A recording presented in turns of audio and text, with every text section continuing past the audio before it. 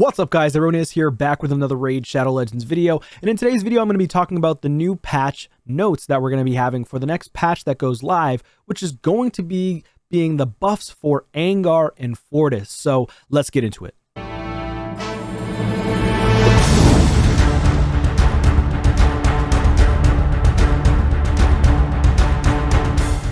Alright guys, so in terms of Angar and Foris, you know, I looked at the patch notes and I'm just kind of confused as to why PLARIUM didn't buff them to the extent that I expected. But I will be going over those two champions, and I'm wondering what the future of Raid will hold for us in terms of other champions getting buffed. Will the buffs continue to be, you know, subpar or lackluster, that is, in terms of the buffs that they're giving to these legendaries or even epic champions that are going to be in the future? So let's just hurry over to this patch and let me know in the comments down below what you think about the patch. What would you do to make changes to these champions? I'm going to make some suggestions that I think would be great for the changes, or maybe should have been created for the changes. And then let me know your thoughts and comments down below. So yeah, let me go right over and showcase to you what the champion patches are and what they are currently in game for their builds. So let me pull up the first champ though. So we're going to go with Angar first. So actually, let's go with Foris. Let's go with Foris first. Yes, he's Night Rev. Okay. All right. I don't have the guy. Basically, he's got absolute garbage reviews. One of the worst champions in the game. This guy is so terrible. I've seen a lot of videos on him. And the reason why he's so bad is because first of all, he doesn't hit very hard. He hits halfway decent if an ability comes off cooldown, which is the Stars Align ability, I believe. Or it's this one. It's one of these ones here. Astral Terrors. Attacks all enemies will ignore 30% of each target's defense against targets under fear or true fear. This attack is always critical against targets under fear or true fear. The damage of this skill increases by 10% every time a fear or true fear debuff is placed on an enemy. This skill has a 40% chance of being unlocked. So it's literally a passive skill, and it has a chance of being unlocked for one turn whenever a fear or true fear debuff is placed on an enemy. So it's a 40% chance to unlock the skill. So this skill sits on cooldown for him. If you can place fears on 4 enemies in arena, 40% chance, I'm assuming, for each enemy that gets the fear. So more than likely you're going to unlock the skill. The skill is okay for damage, but is not going to be great against the Pythions, the Marichkas, the big meta champions, Duchess, things like that. You're just not going to take them out with this skill. So what did they do for this guy's buffs? Also, he has on the A1, attacks one enemy, 35% chance of placing a fear for one turn. This attack will always be critical if the target's under a fear. Cool. A2, attacks all enemies, 80% chance of placing a true fear for one turn, which is bad because if you're placing it for one turn, he has to somehow get back around to his ability. This debuff cannot be resisted by targets under a fear. So he requires setup. And because he requires setup, that means you're losing a spot. You need to bring in another champion who can place fears or true fears on the enemies before he goes and takes his turn. Because trying to set himself up, you just won't have enough time to get back around to his turn, or else the fear is going to fall off, right? So this should have been a 2-turn, maybe even a 3-turn, because he's a void legendary. This could have been a 3-turn, and that would have been way better. And plus, the true fear is not guaranteed. The fear is not guaranteed. It's a 50-50 that you get feared or true feared. And there's other champions like Mashald, who can land a true fear on all enemies on a 3-turn cooldown and it's 2 turns. So yeah, I mean, this is not that great of an ability. It's okay, but it's not that great. And the other issue is in arena, polymorph is still huge. Then you have stone skin. It doesn't go through stone skin. So what's the point? They should have done a lot more for this. And I'll go over what I think that we should have done for him afterwards, but let's see the passive. Increases the chance of enemy skills failing by 15% when those enemies are under fear or true fear. So basically, they just have to be under fear or true fear. It doesn't need to be from him. It could be from any enemy that you, or any ally that you have in our team that places a fear or true fear, it gives them an additional 15% chance to proc the fear or true fear. So that adds up to a 65% chance. If it's not additive and it's only a 15% chance, then it's multiplicative, which is actually worse. So it's 15% more on top of 50%, which is not that much more. But if it's additive, then it's 65%. I'm going to assume it's 65%, but I could be wrong. Prevents on an active skill for this passive skill. Prevents this champion's death. Keeps them alive on 1 HP when hit by a fatal hit. Then removes all buffs and debuffs from this champion. Why is it removing all the buffs? I don't know. That's kind of weird. After preventing this champion's death, fully heals them and fully depletes their turn meter. That's weird because it's actually hurting yourself. Then has an 80% chance of placing a fear debuff on all enemies for 1 turn. Okay, and again, another chance to proc polymorph on himself if you're in live arena or arena. Yeah, so you don't want to get polymorphed. That's just kind of ridiculous. Finally, places a sleep debuff on this champion for 1 turn. This debuff cannot be resisted or blocked. So this is kind of like, it's a double-edged sword ability, right? So this, in my opinion, needs to be completely reworked. You're literally hurting yourself because you're removing all your own buffs. The debuff's great. Leave it at that. But you're removing all your own buffs as well, which means if you're going up against a Tormund, it could potentially freeze yourself if he brings himself with any turn meter. But it fully depletes his turn meter, which means that there's turn meter manipulation there. So I'm assuming that Tormund should be able to freeze him at that point, right? I could be wrong, but I believe Tormund could freeze him from depleting his own turn meter. And then he tries to place a fear, chance to proc the polymorph. Even worse. And then finally, he sleeps himself. Why? Why is he sleeping himself? We need him to work. We need him to take a turn. Why would he put himself to sleep? It can't be blocked or resisted. And then now you need to bring in a cleanser? Like, seriously? That's ridiculous. Don't make it so he doesn't sleep himself. So yeah, so let's see what the buffs are. I hope these buffs are significant. Let's take a look. All right, here we go. Foris. Astral Terrors. Damage increased. That's it? That's it. No other change. No other change. Literally just this. Astral Terrors. Damage increased. If it unlocks. Nothing else was changed. That's mind-boggling. I don't even have this champion. But whoever has this champion that really wanted a buff, this is mind-boggling to me. The only thing they changed was this. Damage increase, that's it? You're not going to change this to make it stronger? His passive? Make this stronger. They didn't damage increase on his A1? They didn't damage increase on his A2? He's a Void Legendary. He hits so weak on this ability, on the A1. Yes, he's defense-based. So you could say, some could say, well, yeah, he's defense-based, so he's harder to kill. So he's easier to keep alive. Yeah, but look at his base speed. 97. They didn't even think about touching his base speed at all. He has only a crit rate in arena battles by 25%. Which is decent. But then you have to build everybody else around him. You got to bring in a Mashald. You got to bring in another champion, basically. Yeah, so here's Mashald. He hits way harder than this guy, than Foris. Let's see. Increased crit damage. Increased speed. On all allies. For 2 turns. Places a True Fear and a Leech debuff on all allies, or all enemies, for 2 turns. So you need to bring in Mashald, but he's meant for damage. He used to be the worst champion in the game. Now he's one of the best champions in the game. This guy was absolutely terrible, and they gave him a buff, and it was an incredible buff. And he's not broken. He's not meta. He's not top 20 meta arena champions by any means. He used to be very strong. He's still very strong for wave-based content and stuff like that. Dungeons especially. But he's not broken. Because the fears and true fears are not guaranteed that the enemies are going to skip a turn. It's 50-50, right? So, and then he goes in and takes another turn and goes into this. you'd have to match him up with Foris. And if you don't have him, you got to bring in another champion who could potentially bring in something like that, which would be Elder Skarg. Nobody really uses this guy, but he brings in Fears, True Fears.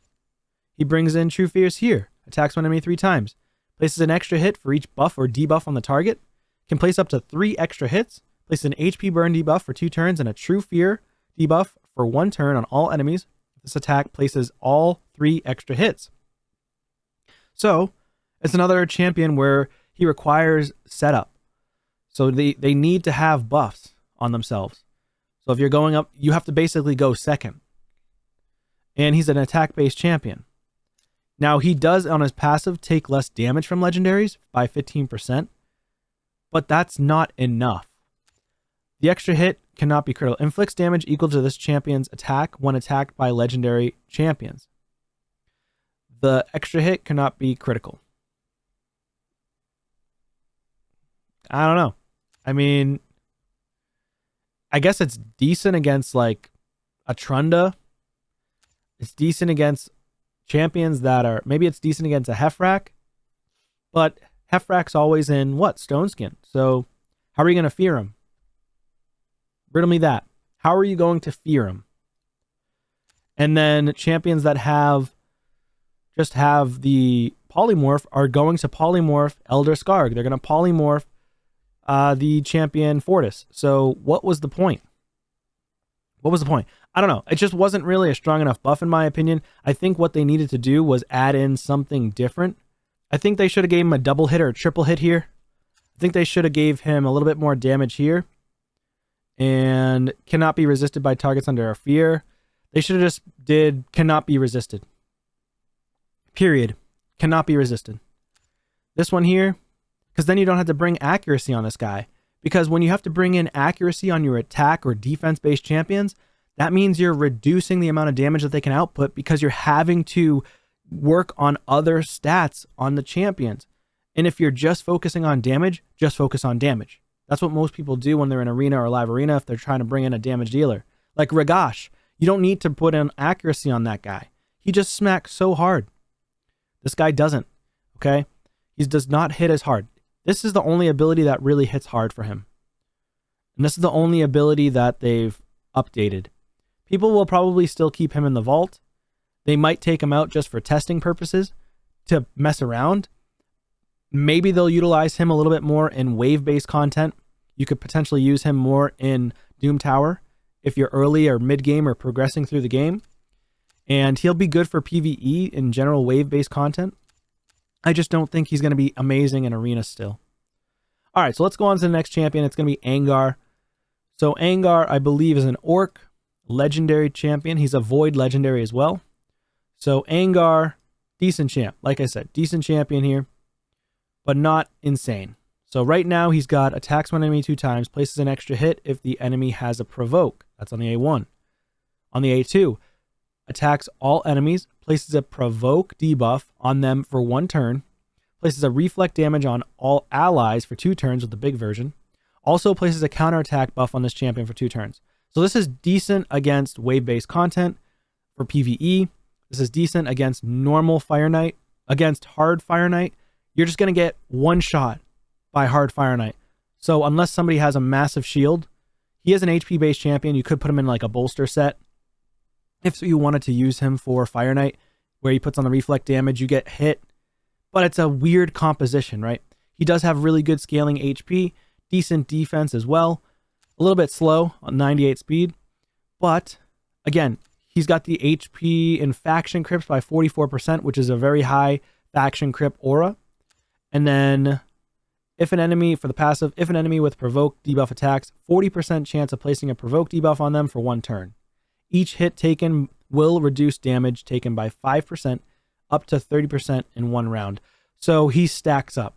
So in Hydra, he could be decent in Hydra right now, but he would need to be a mischief tank. Like, because he's going to put the reflect damage and counterattack on all allies. You got to figure out how to get him into being in a Hydra tank. So he would possibly need a blood shield ring and then whatever else you can do to make sure that he gets buffs. But, I mean, if you have a Molly, if you have the new chick Nergigante, who has the provokes and hex if you pulled her by chance. Most people don't have her. If you have a Visix who has decreased speed and provoke on a 3-turn cooldown each, I would use her over Angar in Hydra any day of the week in a Relentless set. Like, this guy's decent for Magma Boss, but again, you could just use a Visix on Magma as well. So, I don't know. I think they should have given him potentially a decreased speed on here as well. Or a Hex, right? This could have been a Hex. Boom. Or they could have turned it into this one being a triple hit, potentially. Right? They could turn this into a triple hit. This could be attacks all enemies and maybe hits twice. Maybe he has some type of synergy where he does more damage against champions under provoke or enemies under provoke. You know, maybe he has an additional, like a Krisk-esque type of passive where it places a provoke and a decreased defense, or, you know, something like that. So let's see what his buff is. All right, so Angar's buff, here we go. So we've got Infuriate, damage increased, which is his A2, attacks all enemies. It's increased, but we don't know what the multipliers are for the increase just yet. So that's okay. Now, attacks all enemies, places a provoke debuff on them for 1 turn, also has a 75% chance of placing a provoke for 2 turns instead. That's what's changed right there. That's in bold. Then places a reflect damage buff on all allies for 2 turns. Also places a counterattack buff on this champion for 2 turns. Which right now, again, that is the only thing that's changed based on this. Okay. Is the 75% chance of placing a provoke debuff for 2 turns. And a multiplier increase. We don't know what the multiplier is. So is that going to be enough damage though? Probably not. Maybe decent for wave-based content for PvE. Again, keep in mind he's a Void Legendary. So that, in my opinion, wasn't enough. I think it should have been a provoke and a decreased attack, or a provoke, a decreased defense, or a provoke weaken, a provoke decreased speed. We need something more in this guy's kit for debuffs to land on the Hydras, because this is where I would consider using him, is in Hydra. Now, obviously, some people want to use him in Arena, but I mean, yes, you could be annoying in Arena with him. He could be tanky, put him in a bolster set with high accuracy and decent speeds, decent HP. So he's constantly attacking and placing more provokes on them. But again, polymorph. So he's not going to be that insane with polymorph, right? That's still on the field. He's not going to be that great because of stone skin. That's still on the field. He'd probably have to be a go second champion. That's pretty much it. But I wouldn't personally use him there. I would use him in Hydra. That's just me personally. Let me know your thoughts and comments down below where you would use him though. So now let's take a look at his other ability that got updated here. So Bravado passive. So for his passive, we've got, if an enemy with a provoke debuff attacks this champion, has a 40% chance of replacing it with another provoke for 1 turn.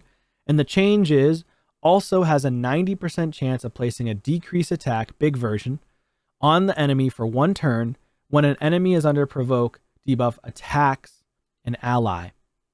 So that means it could be him or it could be the allies. So Magma Boss, great, but if that's the only place you're using him, that's kind of trash. Now, if he does get attacked by the Mischief Head, like I said, make him a tank. He's going to put the counterattack on himself. He's going to get attacked. And then he can hopefully place the decreased attack if they have a provoke. I don't think they should have to make it so they have to have a provoke on them to place the decreased attack. I think he should just decrease the attack. That's it. Again, make him similar to a Krisk, but he's not nearly as powerful. Maybe they could even give him, if he gets attacked, places a decreased defense and a decreased attack, or just in general on the passive, places a decreased attack whenever he is hit. 50% chance to place. Something like that, right? Each hit taken will reduce damage taken by 5%, so that's not changed. That's the same. For the aura, they did change the aura. So let me go ahead and showcase that to you. All right, so for the aura, you can see here, increase ally HP in all battles by 33%. Okay. I mean, it's okay. It's okay. I guess it's better than Faction Crypts, right? Faction Crypts was 44%, which is what's currently here. And their buff to him would be HP in all battles by 33%, which is decent. It's not that great, though. It's okay.